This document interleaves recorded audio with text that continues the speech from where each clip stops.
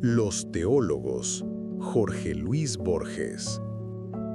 Arrasado el jardín, profanados los cálices y las aras, entraron a caballo los unos en la biblioteca monástica.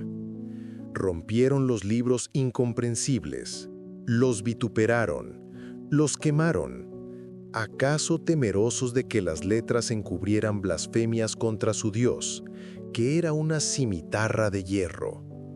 Ardieron palimpsestos y códices, pero en el corazón de la hoguera, entre la ceniza, perduró casi intacto el libro duodécimo de las Civitas Dei.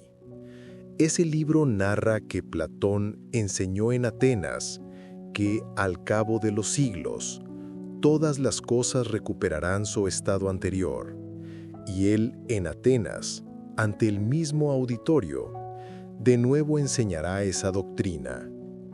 El texto que las llamas perdonaron gozó de veneración especial. Quienes lo leyeron y releyeron en esa remota provincia, dieron en olvidar que el autor solo declaró esa doctrina para poder mejor confutarla. Un siglo después, Aureliano, coayudante de Aquilea, supo que a orillas del Danubio la novísima secta de los monótonos, llamados también anulares, profesaba que la historia es un círculo, y que nada es que no haya sido y que no será. En las montañas, la rueda y la serpiente habían desplazado a la cruz. Todos temían, pero todos se confortaban con el rumor de que Juan de Panonia, que se había distinguido por un tratado sobre el séptimo atributo de Dios, iba a impugnar tan abominable herejía. Aureliano deploró esas nuevas, sobre todo la última. Sabía que en materia teológica no hay novedad sin riesgo. Luego reflexionó que la tesis de un tiempo circular era demasiado disímil, demasiado asombrosa para que el riesgo fuera grave. Las herejías que debemos temer son las que pueden confundirse con la ortodoxia. Más le dolió la intervención, la intrusión de Juan de Panonia. Hace 2 años, éste había usurpado con su verboso de séptima affectione Dei, sive de etanitate, un asunto de la especialidad de Aureliano. Ahora, como si el problema del tiempo le perteneciera, iba a rectificar, tal vez con argumentos de Procusto, con triacas más temibles que la serpiente, a los anulares. Esa noche, Aureliano pasó las hojas del antiguo diálogo de Plutarco sobre la cesación de los oráculos. En el parágrafo 29, leyó una burla contra los estoicos que defienden un infinito ciclo de mundos, con infinitos soles, lunas, Apolos, Dianas y Poseidones.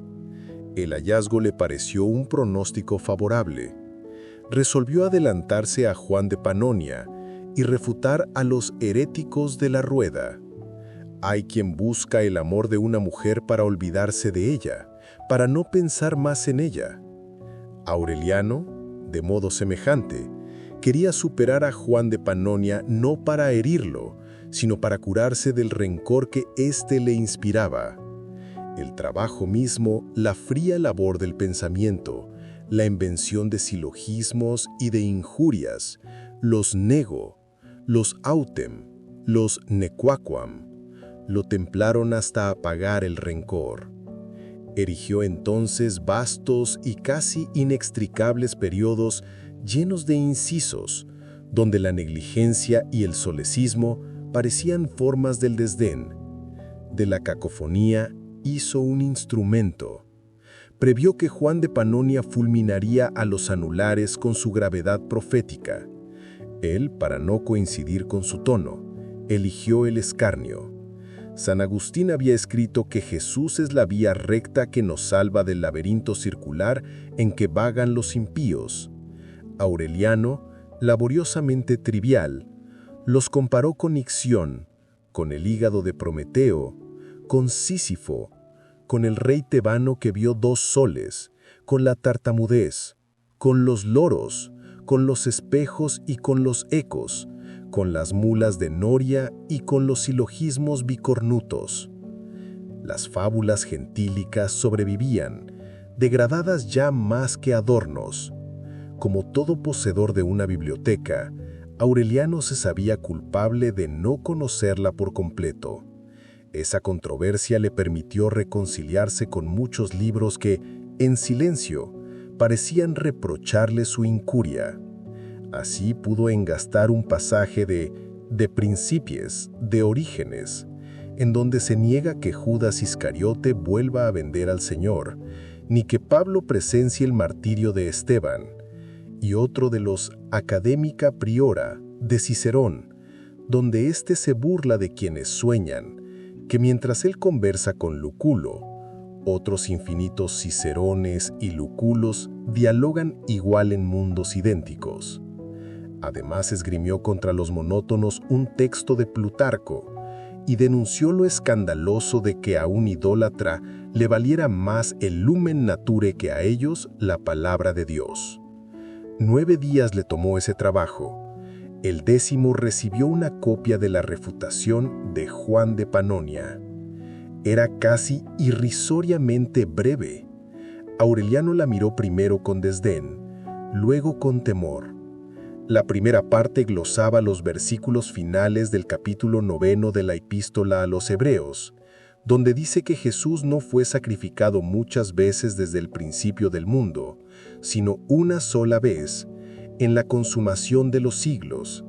La segunda citaba el precepto bíblico sobre las vanas repeticiones de los gentiles, Mateo 6:7, y aquel pasaje del 7º libro de Plinio que pondera que en el universo no hay 2 rostros iguales. Juan de Panonia declaraba que tampoco hay 2 almas, y que el pecador más vil es precioso como la sangre derramada por él. El acto de una sola persona pesa más que los 9 cielos concéntricos. Soñar que puede perderse y volver es una aparatosa frivolidad. El tiempo no rehace lo que perdemos. La eternidad lo guarda para la gloria o para el fuego.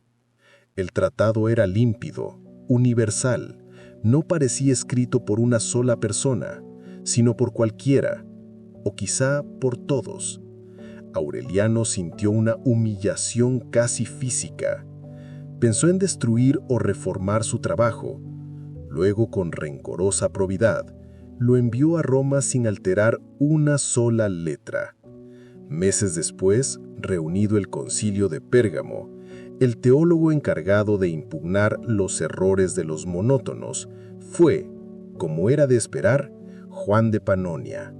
Su docta y mesurada refutación bastó para que Euforbo, el heresiarca, fuera condenado a la hoguera. «Esto ha ocurrido y volverá a ocurrir», dijo Euforbo. «No encendéis una pira, encendéis un laberinto de fuego. Si aquí se unieran todas las hogueras que he sido, no cabrían en la tierra y cegarían a los ángeles. Esto lo he dicho muchas veces». Después gritó porque las flamas lo alcanzaron. Cayó la rueda ante la cruz, pero Aureliano y Juan prosiguieron su batalla secreta. Militaban ambos en el mismo ejército, anhelaban el mismo galardón, combatían contra el mismo enemigo. Sin embargo, Aureliano no escribió una sola palabra que en lo más de hondo tendiera a superar a Juan. Su duelo fue invisible. Si los copiosos índices no me engañan, el nombre del otro no figura ni una sola vez en los muchos volúmenes de Aureliano que guarda la Patrología de Migne. De las obras de Juan, solo han perdurado 20 palabras. Los dos desaprobaron los anatemas del Segundo Concilio de Constantinopla. Los dos persiguieron a los arrianos, que negaban la generación eterna del Hijo. Los dos atestaron la ortodoxia de la topografía cristiana de Cosmas. esa obra que enseña que la tierra es cuadrangular, como el tabernáculo hebreo. Desgraciadamente, por los 4 ángulos del mundo cundió otra tempestuosa herejía, oriunda de Egipto o de Asia, porque los testimonios difieren y Bossuet rechaza las razones de Harnack. Aquella secta infectó las provincias orientales y levantó santuarios en Macedonia, en Cartago y en Tréveris. Pareció estar en todos lados. Se dijo que en la diócesis de Britania habían sido invertidos los crucifixos y que en Cesarea la imagen del Señor había sido reemplazada por un espejo. El espejo y el óvulo eran los emblemas de los nuevos cismáticos. La historia los conoce con muchos nombres: especulares, abismales, cainitas. Pero el más extendido fue histriones, nombre que les dio Aureliano y que ellos, con osadía, adoptaron. En Frigia los llamaban simulacros, también en Dardania. Juan Damasceno los llamó formas, aunque justo es advertirlo, Erfurt rechazó ese pasaje. No hay heresiólogo que, sin estupor, deje de narrar sus desaforadas costumbres. Muchos histriones profesaron el ascetismo. Algunos se mutilaron, como Orígenes, otros vivieron bajo tierra, en las cloacas, otros se arrancaron los ojos, otros, los Nabucodonosores de Nitria, pacían como los bueyes y su pelo crecía como el de las águilas. De la mortificación y el rigor pasaban, muchas veces, al crimen. Ciertas comunidades toleraban el robo, otras el homicidio, otras la sodomía, el incesto y la bestialidad. Todas eran blasfemas. No solo maldecían al Dios cristiano, sino también a las arcanas divinidades de su propio panteón. Maquinaron libros sagrados, cuya pérdida deploran los doctos. Thomas Brown, hacia 1658, escribió: «El tiempo ha aniquilado los ambiciosos evangelios histriónicos, no así las injurias con que se fustigó su impiedad». Erfurt ha sugerido que esas injurias, conservadas en un códice griego, son en verdad los evangelios perdidos. Ello resulta incomprensible si ignoramos la cosmología de los histriones.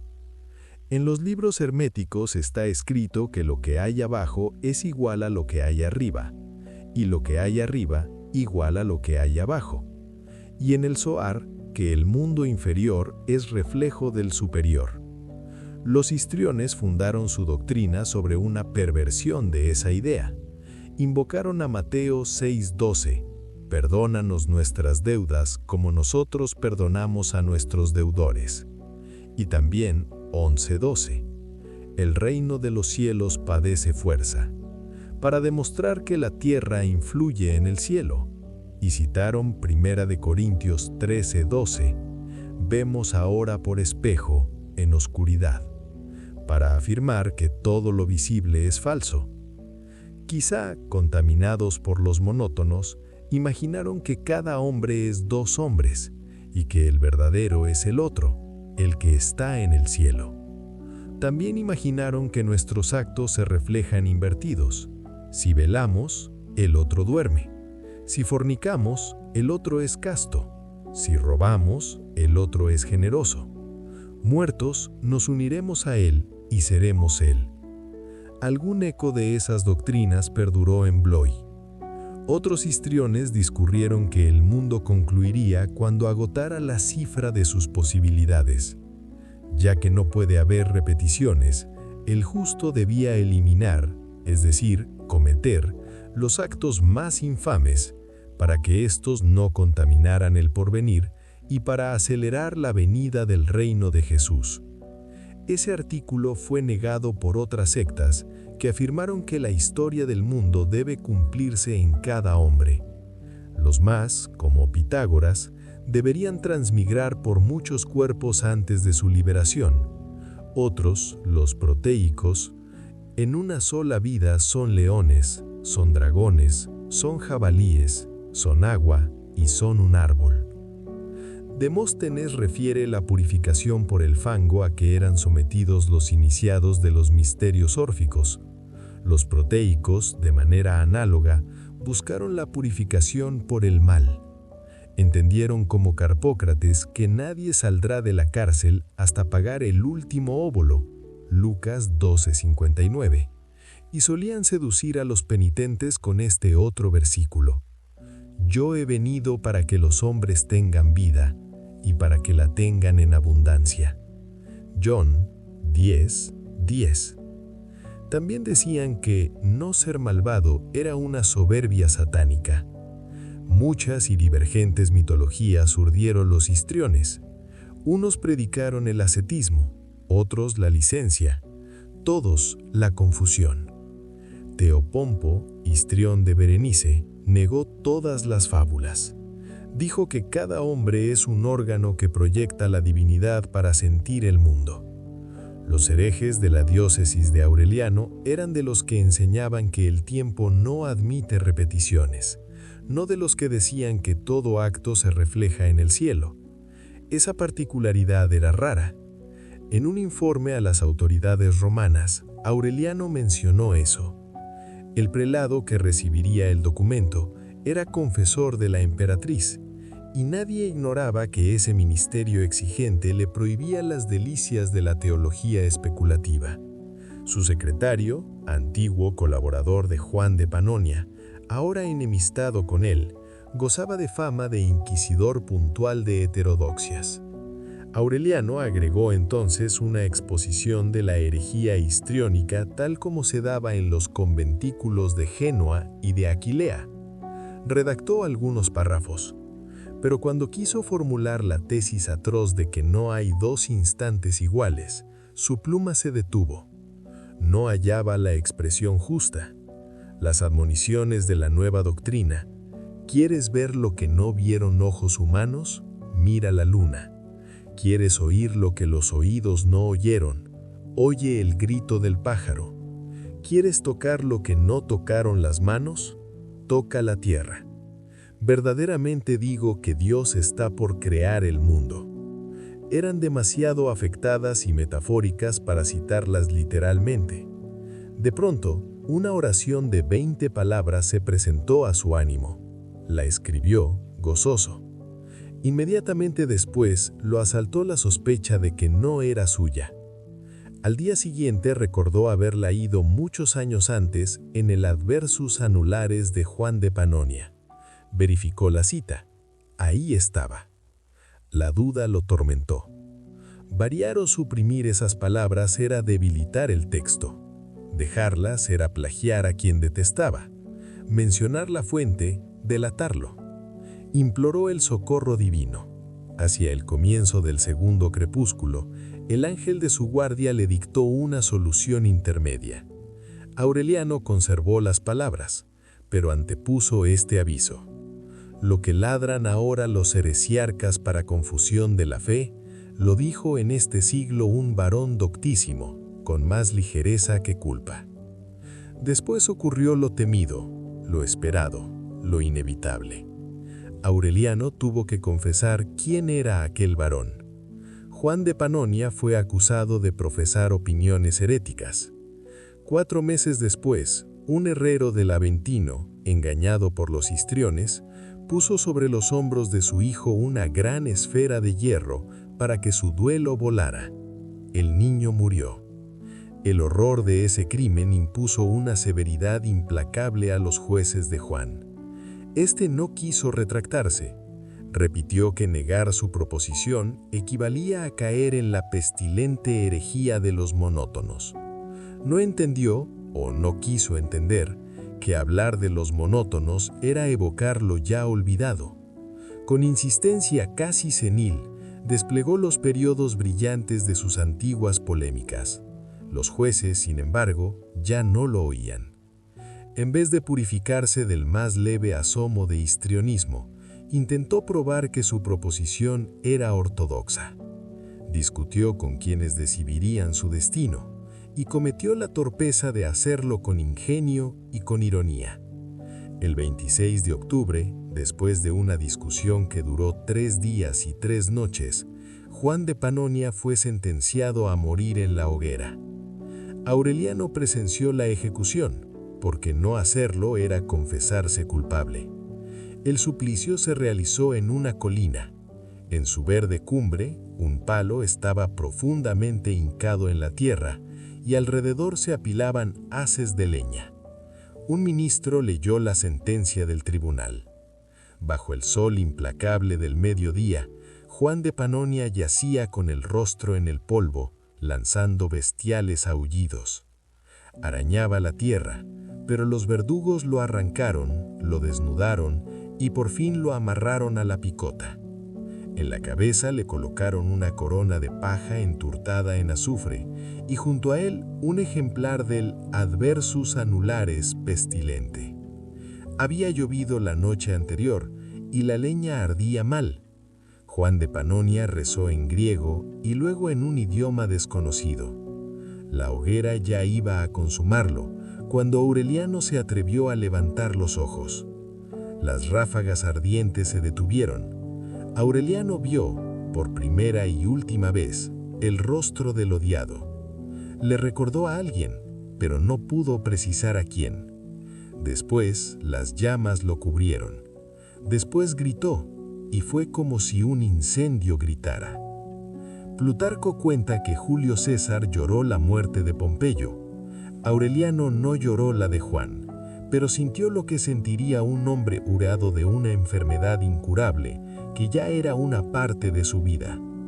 En Aquilea, en Éfeso, en Macedonia, dejó que los años pasaran sobre él. Buscó los arduos límites del imperio, las torpes ciénagas, los desiertos contemplativos, para que la soledad lo ayudara a comprender su destino. En una celda mauritana, en noches cargadas de leones, repensó la compleja acusación contra Juan de Panonia y justificó, por enésima vez, el fallo. Le fue más difícil justificar su propia denuncia. En Rusádir predicó un sermón anacrónico, luz de las luces encendida en la carne de un réprobo. Una noche lo despertó hacia el alba el rumor de la lluvia. Recordó entonces otra noche romana en la que también lo había sorprendido ese minucioso rumor. Al mediodía, un rayo incendió los árboles, y Aureliano pudo morir como había muerto Juan. El final de esta historia solo puede decirse en metáforas, porque ocurre en el reino de los cielos, donde no hay tiempo. Tal vez podría decirse que Aureliano conversó con Dios, y que Dios, tampoco afecto a las diferencias religiosas, lo tomó por Juan de Panonia. Pero eso implicaría una confusión en la mente divina. Más correcto sería decir que, en el paraíso, Aureliano comprendió que para la insondable divinidad, él y Juan de Panonia, el ortodoxo y el hereje, el aborrecedor y el aborrecido, el acusador y la víctima, eran una sola persona.